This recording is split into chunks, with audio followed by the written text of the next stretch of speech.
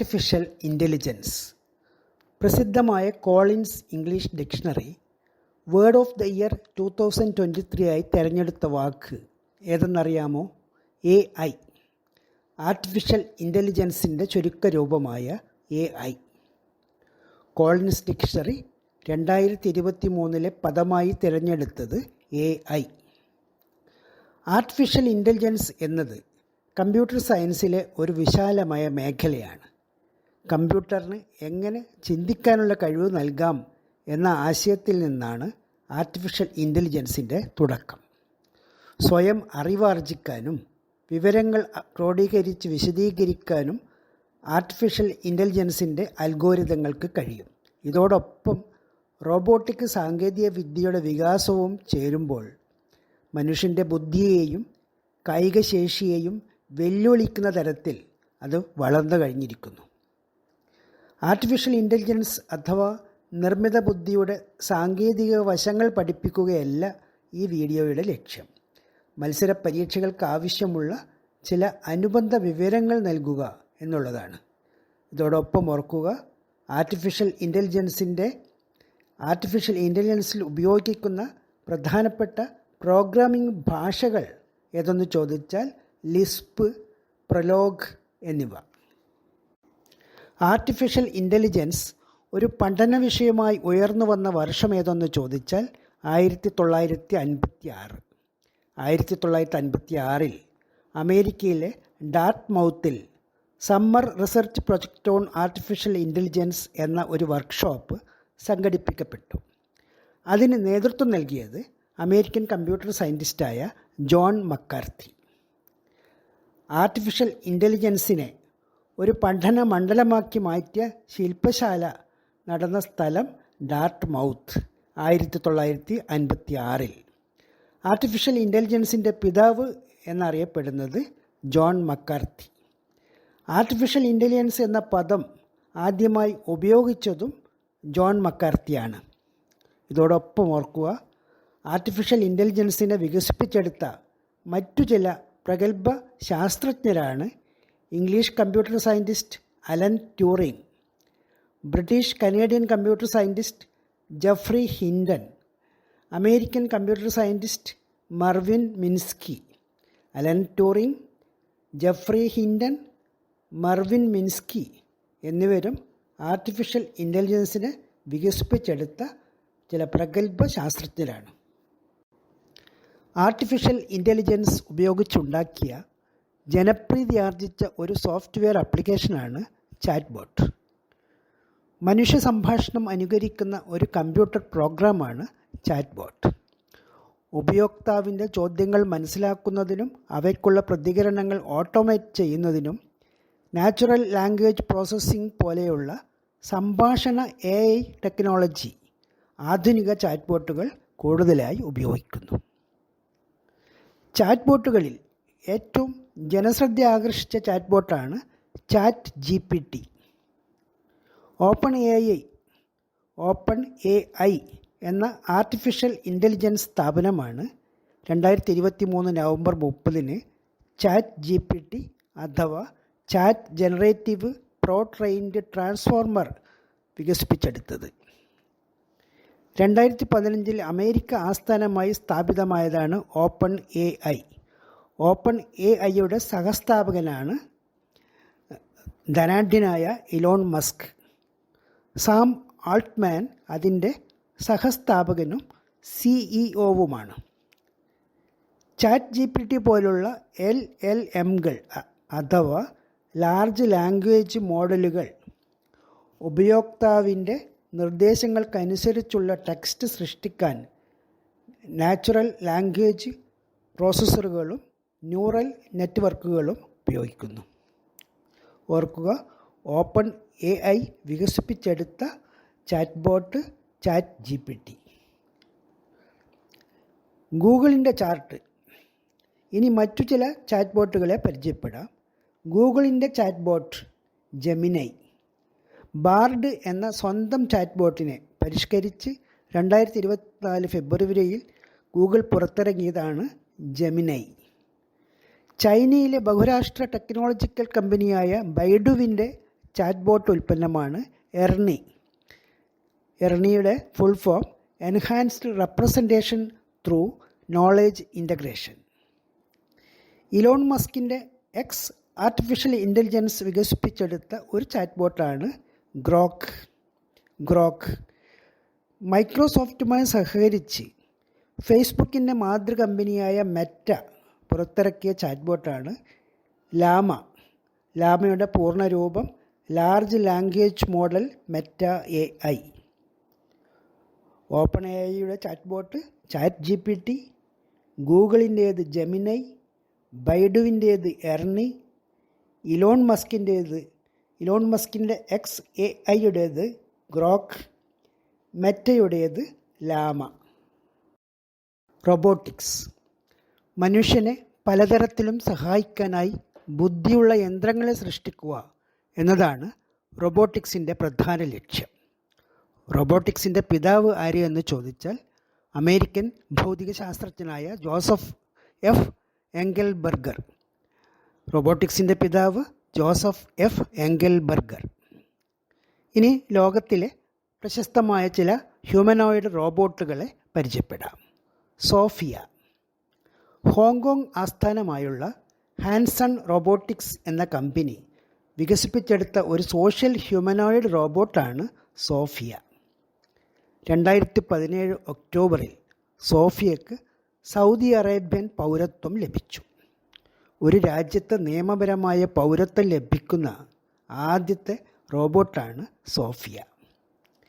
2017 നവംബറിൽ United Nations development programme അഥവാ UNDPയുടെ ആദ്യത്തെ അംബാസഡറായി സോഫിയ. ഐക്യരാഷ്ട്രസഭയുടെ പദവി ലഭിക്കുന്ന ആദ്യത്തെ മനുഷ്യേതര വ്യക്തിയാണ് സോഫിയ റോബോട്ട്. മിക്ക ഒരു കമ്പനിയുടെ CEO ആയി പ്രവർത്തിക്കുന്ന ലോകത്തിലെ ആദ്യത്തെ AI ഹ്യൂമനോയിഡ് റോബോട്ടാണ് മിക്ക. ഒരു കമ്പനിയുടെ CEO ആയി പ്രവർത്തിക്കുന്ന ആദ്യത്തെ റോബോട്ട് മിക്ക. റം, സ്പിരിറ്റ് എന്നിവ നിർമ്മിക്കുന്ന ഡിക്റ്റഡോർ കമ്പനിയുടെ റോബോട്ട് CEO ആണ് മിക്ക. ബിയാട്രിസ് ലോകത്തിലെ ആദ്യത്തെ ഡിജിറ്റൽ ഹ്യൂമൻ ആർട്ടിഫിഷ്യൽ ഇൻ്റലിജൻസ് ടീച്ചറാണ് ബിയാട്രിസ്. ലോകത്തിലെ ആദ്യത്തെ ഹ്യൂമൻ AI ടീച്ചറാണ് ബിയാട്രിസ്. ലണ്ടനിലെ ഓട്ടർമാൻസ് ഇൻസ്റ്റിറ്റ്യൂട്ട് ആണ് ബിയാട്രിസ് എന്ന ഡിജിറ്റൽ AI ടീച്ചർക്ക് രൂപം നൽകിയത്. ഓർക്കുക, ലോകത്തിലെ പൗരത്വം ലഭിച്ച ആദ്യ റോബോട്ട് സോഫിയ, ലോകത്തിൽ CEO ആയി പ്രവർത്തിച്ച ആദ്യ റോബോട്ട് മിക്ക, ലോകത്തിലെ ആദ്യത്തെ AI ടീച്ചർ ബിയാട്രിസ്. ലോകത്തിലെ ചില പ്രധാന ചാറ്റ് ബോട്ടുകളെ പറ്റി നമ്മൾ പഠിച്ചു കഴിഞ്ഞു. ഇന്ത്യയിൽ ആദ്യമായി നിർമ്മിക്കപ്പെട്ട ചാറ്റ് ബോട്ടിൻ്റെ പേര് കൃത്രിം. ഇന്ത്യയിലെ ആദ്യത്തെ ചാറ്റ് ബോട്ട് കൃത്രിം.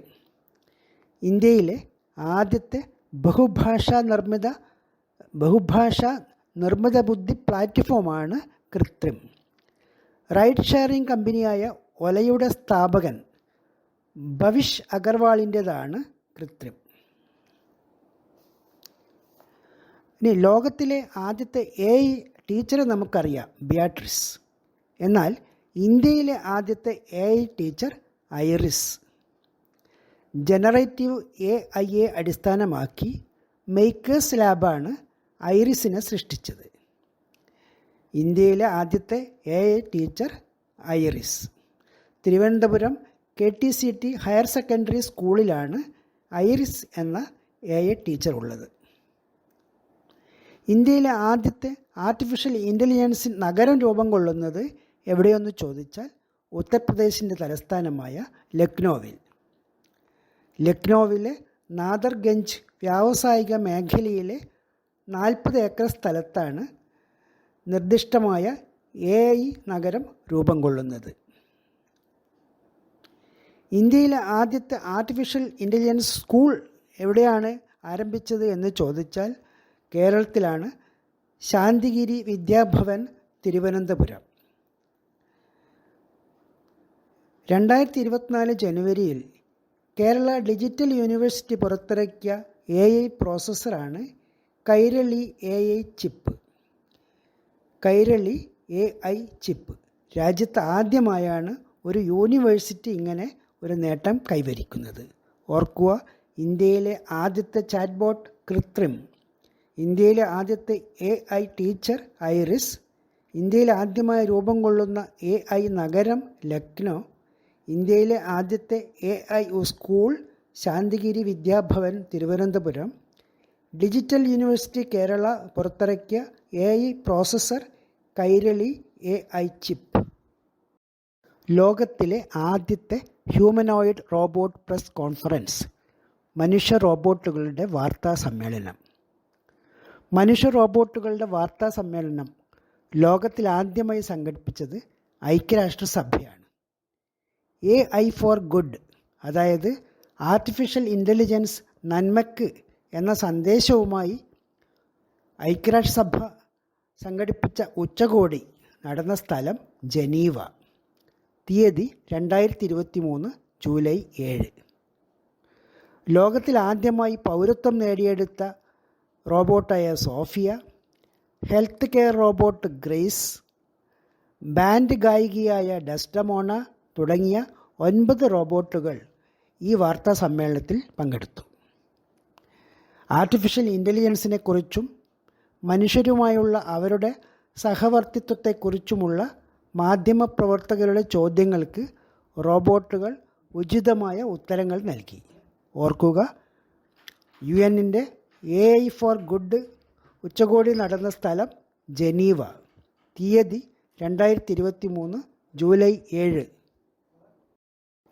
ഡീപ്പ് ഫേക്ക്, നിർമ്മിത ബുദ്ധിയുടെയും മെഷീൻ ലേണിങ്ങിൻ്റെയും സഹായത്തോടെ ഒരു വ്യക്തിയുടെ യാഥാർത്ഥ്യമെന്ന് തോന്നിപ്പിക്കുന്ന തരത്തിലുള്ള വീഡിയോയും ശബ്ദവും കൃത്രിമമായി സൃഷ്ടിക്കുന്നതിനെയാണ് ഡീപ്പ് ഫേക്ക് എന്ന് പറയുന്നത്.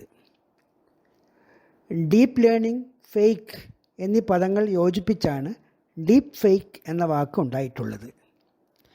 വിദ്യാഭ്യാസം, ചലച്ചിത്ര നിർമ്മാണം, ക്രിമിനൽ ഫോറൻസിക്സ് തുടങ്ങിയ ഇടങ്ങളിൽ ഡീപ്പ് ഫേക്ക് ഉപയോഗപ്രദമാണെങ്കിലും മനഃപൂർവ്വം ഒരാളുടെ സൽപ്പേര് കളങ്കപ്പെടുത്താനും തെളിവുകൾ കെട്ടിച്ചമയ്ക്കാനും പ്രശസ്തി ദുരുപയോഗം ചെയ്യാനുമൊക്കെ ഡീപ്പ് ഫേക്ക് ഉപയോഗിക്കപ്പെടുന്നുണ്ട്. ഓർക്കുക, ഇത്തരം പ്രവൃത്തിയിലൂടെ ഒരു വ്യക്തിയുടെ ചിത്രങ്ങൾ സമൂഹ മാധ്യമങ്ങളിൽ പ്രസിദ്ധീകരിച്ച് അപകീർത്തിപ്പെടുത്തുന്നത് 2000 ഇൻഫർമേഷൻ ടെക്നോളജി ആക്ട് സെക്ഷൻ 66 പ്രകാരം കുറ്റകരമാണ്. ഓർക്കുക, ഡീപ്പ് ഫേക്ക് എന്നാൽ നിർമ്മിത ബുദ്ധിയുടെയും മെഷീൻ ലേണിങ്ങിൻ്റെയും സഹായത്തോടെ ഒരു വ്യക്തിയുടെ യാഥാർത്ഥ്യമെന്ന് തോന്നിപ്പിക്കുന്ന തരത്തിലുള്ള വീഡിയോയും ശബ്ദവും കൃത്രിമമായി സൃഷ്ടിക്കുന്നതിനെയാണ് ഡീപ്പ് ഫേക്ക് എന്ന് പറയുന്നത്. അടുത്തത് AI സുരക്ഷാ ഉച്ചകോടി. ആർട്ടിഫിഷ്യൽ ഇൻ്റലിജൻസ് എന്ന സാങ്കേതിക വിദ്യയെ ഒഴിവാക്കിക്കൊണ്ടുള്ള മനുഷ്യരാശിയുടെ വളർച്ച ഇന്നത്തെ സാഹചര്യത്തിൽ പ്രതീക്ഷിക്കാൻ വയ്യ. എന്നാൽ ഈ സാങ്കേതിക വിദ്യ ഉയർത്തുന്ന വെല്ലുവിളികളെ അവഗണിക്കാനും കഴിയില്ല. ആർട്ടിഫിഷ്യൽ ഇൻ്റലിജൻസിൻ്റെ സുരക്ഷയും നിയന്ത്രണവും ചർച്ച ചെയ്യാനായി സംഘടിപ്പിച്ച ആദ്യത്തെ അന്താരാഷ്ട്ര സമ്മേളനമാണ് AI സേഫ്റ്റി സമ്മിറ്റ് അഥവാ AI സുരക്ഷാ ഉച്ചകോടി. 2023 നവംബർ 1-2 തീയതികളിലായി AI സുരക്ഷാ ഉച്ചകോടി നടന്ന സ്ഥലം UK ബ്ലച്ച്ലി പാർക്ക്. 2023 നവംബർ 1-2 തീയതികളിലായി AI സുരക്ഷാ ഉച്ചകോടി നടന്നത് UK ബ്ലച്ച്ലി പാർക്കിൽ. AI ഉയർത്തുന്ന വെല്ലുവിളികൾ നേരിടാൻ സർക്കാരുകൾ ഒരുമിച്ച് പ്രവർത്തിക്കേണ്ട ആവശ്യകത ഈ ഉച്ചകോടി അംഗീകരിച്ചു. ഇന്ത്യ അടക്കം 28 രാജ്യങ്ങൾ ഒപ്പിട്ട കരാർ ബ്ലച്ച്ലി ഡിക്ലറേഷൻ എന്ന് അറിയപ്പെടുന്നു. ഇന്ത്യ അടക്കം 28 രാജ്യങ്ങൾ ഒപ്പിട്ട കരാർ ബ്ലച്ച്ലി ഡിക്ലറേഷൻ.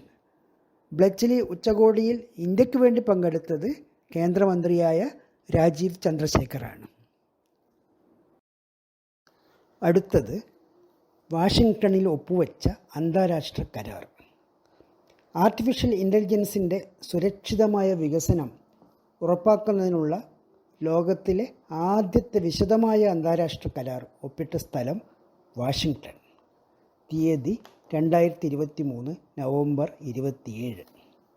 യുണൈറ്റഡ് സ്റ്റേറ്റ്സ്, ബ്രിട്ടൻ ഉൾപ്പെടെ 18 രാജ്യങ്ങൾ ഇതിൽ ഒപ്പുവെച്ചു. AI സംവിധാനങ്ങൾ വികസിപ്പിക്കുമ്പോൾ സുരക്ഷയ്ക്ക് മുൻഗണന നൽകണമെന്ന് കമ്പനികളെ പ്രേരിപ്പിക്കുന്ന സെക്യൂർ ബൈ ഡിസൈൻ എന്ന സമീപനത്തിന് കരാർ ശക്തമായ ഊന്നൽ നൽകുന്നു. കമ്പനികൾ സെക്യൂർ ബൈ ഡിസൈൻ എന്ന സമീപനം സ്വീകരിക്കണമെന്ന് ഈ കരാർ ഊന്നൽ നൽകുന്നു. ഓർക്കുക, 2023 നവംബർ 1-2 തീയതികളിൽ AI സുരക്ഷ ഉച്ചകോടി നടന്ന സ്ഥലം Bletchley Park, UK. 2023 November 27 AI സുരക്ഷ ഉറപ്പാക്കുന്നതിന് കരാർ തയ്യാറാക്കിയ സ്ഥലം Washington, USA. Dear friends, artificial ഇൻ്റലിജൻസിൻ്റെ ഗോഡ് ഫാദർ എന്നറിയപ്പെടുന്ന ജെഫ്രി ഹിൻഡൺ ഈ അടുത്ത കാലത്ത് ഗൂഗിളിൽ നിന്ന് രാജിവെച്ചു. അതിനുശേഷം അദ്ദേഹം പറഞ്ഞ വാക്കുകൾ വളരെ ഭയാനകമാണ്. AIയെ സൂക്ഷിച്ചോളൂ, മാനവരാശിക്ക് ആപത്താണ് AI. AIക്ക് വേണ്ടി ജീവിതം ചെലവഴിച്ചതിൽ ഞാൻ ദുഃഖിക്കുന്നു. ബ്ലെച്ച്ലി ഡിക്ലറേഷനും വാഷിങ്ടൺ എഗ്രിമെൻറ്റും AI സുരക്ഷ ഉറപ്പാക്കുമെന്ന് നമുക്ക് പ്രതീക്ഷിക്കാം. ഈ വീഡിയോ ശ്രദ്ധിച്ച എല്ലാവർക്കും നന്ദി.